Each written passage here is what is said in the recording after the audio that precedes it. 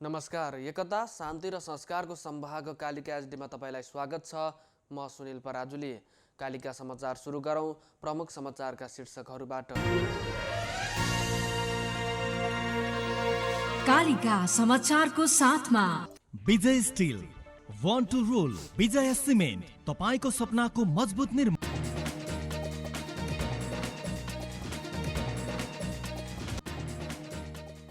नेपालमा पछिल्लो 24 घण्टामा 1790 जनामा कोरोना संक्रमण पुष्टि। जोखिमको अवस्था मूल्याङ्कन गरी सबै देशहरूमा उडान अनुमति दिने सीसीएमसीको निर्णय। कोभिड विरुद्धको भ्याक्सिन बजारमा आउने बित्तिकै नेपालीले प्रयोग गर्न पाउने स्वास्थ्य मन्त्री ढकालको भनाई। कानुन संशोधन गरेर सरकार अघि बढेको तर्क। अमेरिकी राष्ट्रपति ट्रम्प बाइडेनलाई सत्ता हस्तान्तरण गर्न तयार, प्रक्रिया सुरु गर्न निर्देशन। र टोकियो ओलम्पिकमा सहभागी हुने नेपाली कराते टोलीका खेलाडीहरूलाई खेल सामग्री प्रदान।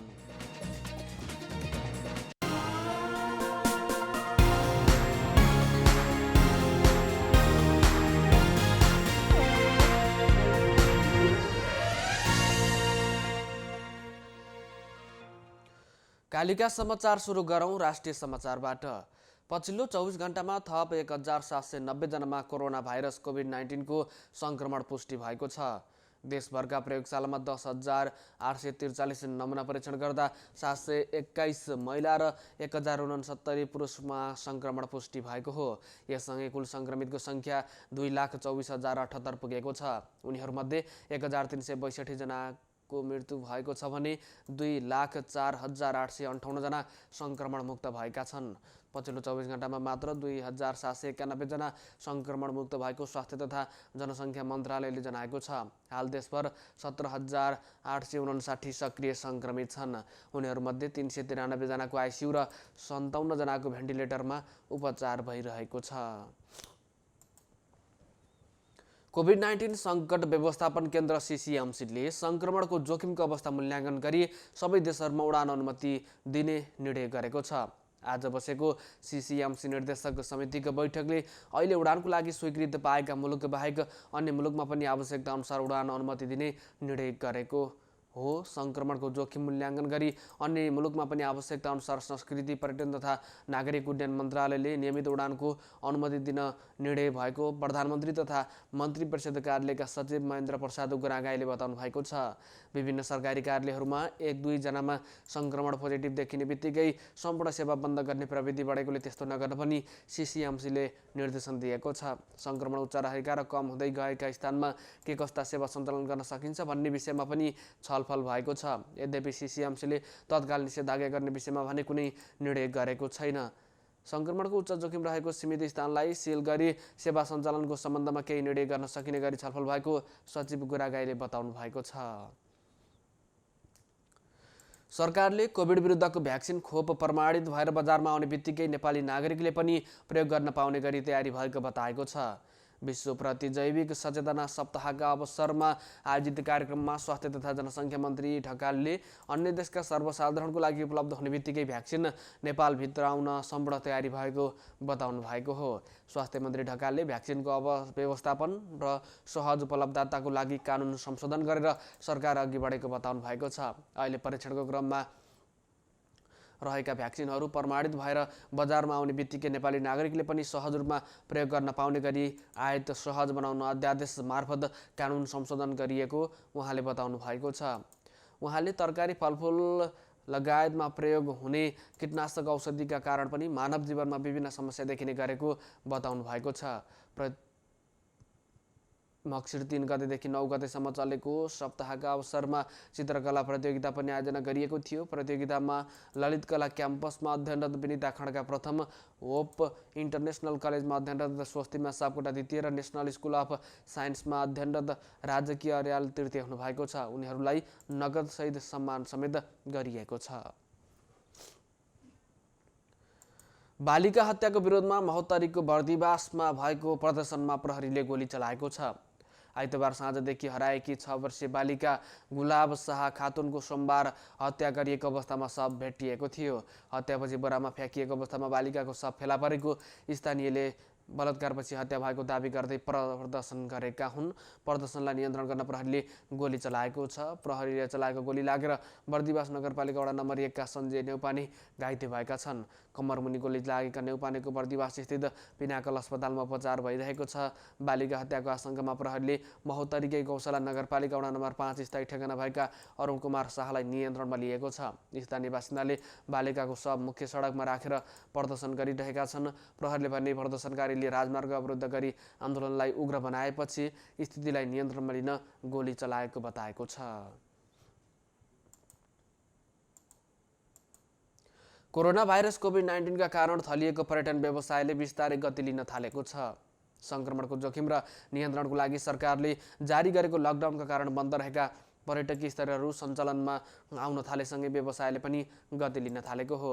पर्यटकीय नगरी पोखरामा प्याराग्लाइडिङ, फेवातालमा डुङ्गा सवारीदेखि लिएर क्यानोनिङ खुल्ला भएको छ। आन्तरिक तथा बाहिरी पर्यटकहरूको आकर्षणका रूपमा रहेका यी क्षेत्रहरू खुल्ला हुन थालेसँगै पर्यटकहरूको सङ्ख्या पनि बढ्दै गएको व्यापारीहरूले बताएका छन्। कास्कीको माछापुच्छ्रे गाउँपालिका 9 घलेलमा रहेको पोखरा क्यानोनिङ आन्तरिक तथा बाहिरी पर्यटक आकर्षित गन्तव्य बन्दै गएको छ। असोज 1 गतेबाट सञ्चालनमा आएको क्यानोनिङ दशैं तिहारपछि भने व्यस्त हुन थालेको छ। हजारौंको सङ्ख्यामा क्यानोनिङ गर्ने स्थल पोखरा क्यानोनिङ कोरोना कहरका कारण पहिलेको अवस्थामा आउन केही समय लाग्ने निश्चित छ। यद्यपि लकडाउन पछिको समय अवधिमा करिब 200 जनाले क्यानोनिङ गरेका छन्। एकता, शान्ति र संस्कारको संवाहक कालिका एसडीमा प्रसारित कालिका समाचारमा पालो भएको छ विज्ञापनको। तर त्यसभन्दा अगाडि प्रमुख समाचारका शीर्षकहरू। कालिका समाचारको साथमा Vijay steel, one two role, Vijay cement, तपाईको सपनाको मजबुत निर्माण।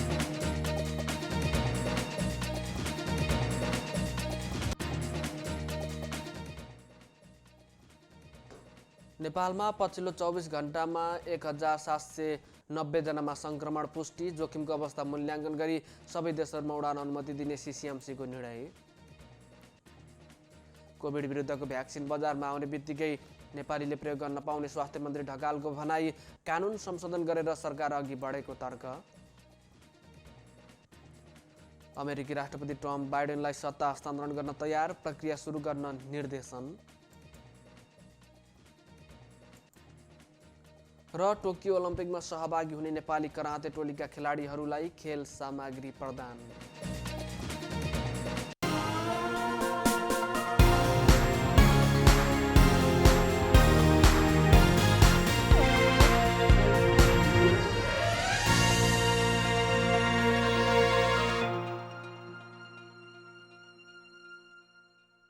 पूर्ण स्वचालित मसिनमा उच्च स्तरीय ब्लेड प्रयोग गरी उत्पादन भएको नेपालको पहिलो टेगुङ जर्मनी प्रविधिद्वारा उत्पादित विजय स्टिल सम्पूर्ण रूपमा ल्याब परीक्षणपछि उत्पादन हुने अत्यधिक भूकम्प प्रतिरोधक, वर्षौंसम्म टिक्ने, खिया प्रतिरोधक, उच्च शक्ति, उत्कृष्ट वजन अनि उच्च लचकता, अग्नि प्रतिरोधक, रिब्समा अतिरिक्त मोटाई, उच्च वेल्डिङ क्षमता अनि उच्च इलोङ्गेसन, एक नासको तौल, लम्बाई अनुपात। अब आफ्नो निर्माणलाई दिनुहोस् विजय स्टिलको शक्ति। Vijay steel FE 500, FE 500D।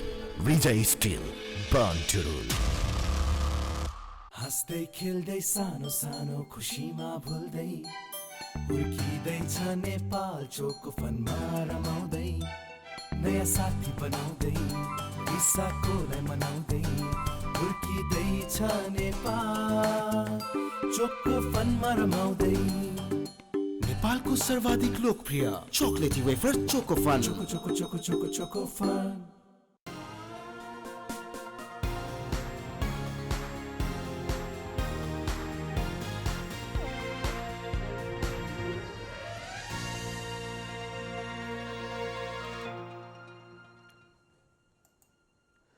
विज्ञापनपछि Kalika समाचारमा पुनः स्वागत छ। अब स्थानीय समाचार। प्रधानमन्त्री कृषि आधुनिकीकरण परियोजना कार्यान्वयन निकाय चितवनले चक्लाबन्दीको कार्यक्रम सुरु गरेको छ।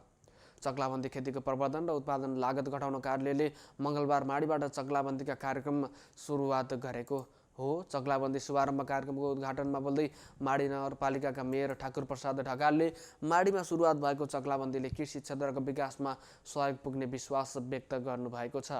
माडी नगरपालिकाले क्षमताको कदर गर्दै कृषिका नीति तथा कार्यक्रमहरू अगाडि बढाउने प्रतिबद्धता समेत व्यक्त गर्नुभयो। उहाँले राज्यका तर्फबाट भएका लगानी र अनुदानलाई किसानले सही सदुपयोग गर्नुपर्ने बताउनु भएको छ। प्रधानमन्त्री कृषि आधुनिकीकरण परियोजना कार्यान्वयन इकाइ चितवनका प्रमुख मेघनाथ तिमिल सिन्हाले यस कार्यक्रम नमुनाको रूपमा अगाडि बढाउने भन्दै आगामी वर्ष पनि निरन्तरता दिने बताउनु भएको छ। कृषि ज्ञान केन्द्र चितवनका प्रमुख वरिष्ठ कृषि अधिकृत राजन ढकालले नाफामूलक कृषिको लागि चक्लाबन्दी आवश्यक रहेको बताउनु भएको छ। नाफामूलक कृषि गर्न यान्त्रिकरणमा जानुपर्छ। उहाँले भन्नुभयो यसबाट 50 देखि 60% लागत घटाउन सकिन्छ। माडीमा चक्लाबन्दी गरिएको जमिनमा प्राङ्गारिक खेती हुन थालेकोमा खुसी व्यक्त गर्दै ढकालले प्राङ्गारिक खेती दिगो विकाससँग जोडिएको बताउनु भएको छ। आधुनिकीकरणको नाममा प्रारम्भिक कृषि कम हुने थालेको अवस्थामा कृषि वैज्ञानिक डाक्टर भानेश्वर पोखरेलले यसको सुरुवात गर्न लागेकोमा धन्यवाद समेत दिनुभएको छ। ससाना जमिनलाई एकीकृत गर्दै सामूहिक तरिकाबाट खेती प्रणाली अगाडि बढाउन चितवनमा चक्लाबन्दीको कार्यक्रम सुरुवात भएको हो। यस आर्थिक वर्ष प्रधानमन्त्री कृषि आधुनिकीकरण परियोजना कार्यान्वयन इकाइ चितवनले 8 वटा चक्लाबन्दीका कार्यक्रम सञ्चालन गर्दैछ। त्यसको लागि 80 लाख रुपियाँ बजेट रहेको कार्यालयका कृषि अधिकृत माधव पौडेलले जानकारी दिनुभएको छ।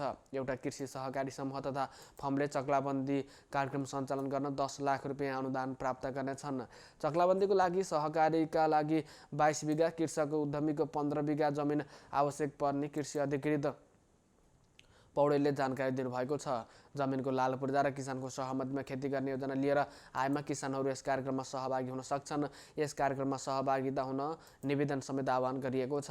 कार्यालयले माडी प्राङ्गारिक कृषि फर्म तथा अनुसन्धान केन्द्रलाई 15 बिघा जमिन चक्लाबन्दीको लागि 10 लाख अनुदान दिएको हो। त्यस फर्मबाट प्रारम्भिक कृषि उपजको उत्पादन र अनुसन्धान गरिने फर्मका निर्देशक भानेश्वर ढकालले जानकारी दिनुभएको छ। चितवनमा यसअघि पनि माडी 8, कान्तिपुर र भरतपुर 26 मा सामूहिक खेती हुँदै आएको छ। कालिका समाचारमा अब अन्तर्राष्ट्रिय समाचार। अमेरिकी राष्ट्रपति डोनाल्ड ट्रम्पले सत्ता हस्तान्तरणको प्रक्रिया सुरु गर्न निर्देशन दिनुभएको छ। सरकारी उच्च अधिकारीहरूलाई सोमबार उहाँले राष्ट्रपतिमा निर्वाचित जो बाइडेनलाई सत्ता हस्तान्तरण प्रक्रिया सुरु गर्न निर्देशन दिनुभएको हो। उहाँले यसअघि सत्ता हस्तान्तरण गर्न अस्वीकार गर्ने आशंका गरिँदै आएकोमा अहिले सत्ता हस्तान्तरणको प्रक्रिया सुरु गर्न निर्देशन दिएपछि सकारात्मक सन्देश गएको छ। राष्ट्रपति ट्रम्पले निर्वाचनमा धाँधली भएको भन्दै आफू पराजित नभई पराजित गराइएको दाबी गर्दै आउनु भएको थियो। निर्वाचनमा धाँधली भएको भन्दै उहाँले विभिन्न अदालतमा मुद्दा दर्ता गरे पनि ट्रम्पको दाबीको लागि पर्याप्त प्रमाण नभएकोले कतिपय न्यायाधीशहरूले मुद्दा नै खारेज गरिदिएका थिए। अदालतबाट समेत आफ्नो दाबी पुष्टि नहुँदा पनि उहाँले आफू अन्यायमा परेको र आफूलाई नियोजित रूपमा पराजित गरिएको भन्दै उहाँले न्याय माग्ने क्रमलाई निरन्तरता दिने दाबी गर्नुभएको छ। कालिका समाचारमा अब खेल समाचार। टोकियो ओलम्पिकमा सहभागी हुने नेपाली कराते टोलीका खेलाडीहरूलाई खेल सामग्री प्रदान गरिएको छ।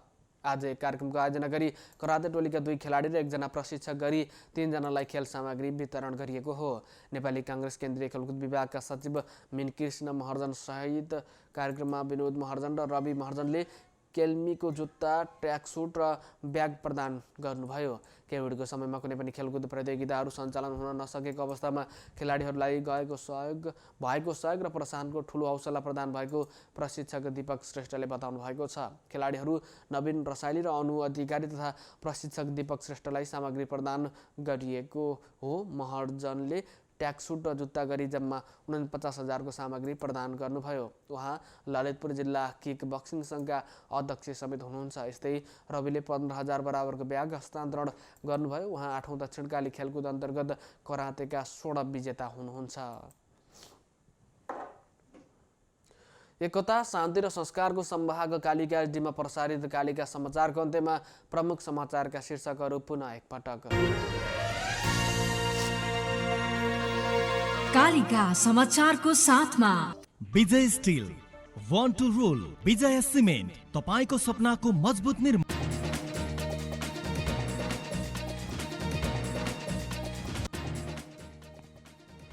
नेपालमा पछिल्लो 24 घण्टामा 1790 जनामा कोरोना संक्रमण पुष्टि। जोखिमको अवस्था मूल्याङ्कन गरी सबै देशहरूमा उडान अनुमति दिने सीसीएमसीको निर्णय। कोभिड विरुद्धको भ्याक्सिन बजारमा आउने बित्तिकै नेपालीले प्रयोग गर्न पाउने स्वास्थ्य मन्त्री ढकालको भनाई। कानुन संशोधन गरेर अगाडि बढेको तर्क। अमेरिकी राष्ट्रपति टम बाइडेनलाई सत्ता हस्तान्तरण गर्न तयार, प्रक्रिया सुरु गर्न निर्देशन। र टोकियो ओलम्पिकमा सहभागी हुने नेपाली कराते टोलीका खेलाडीलाई खेल सामग्री प्रदान।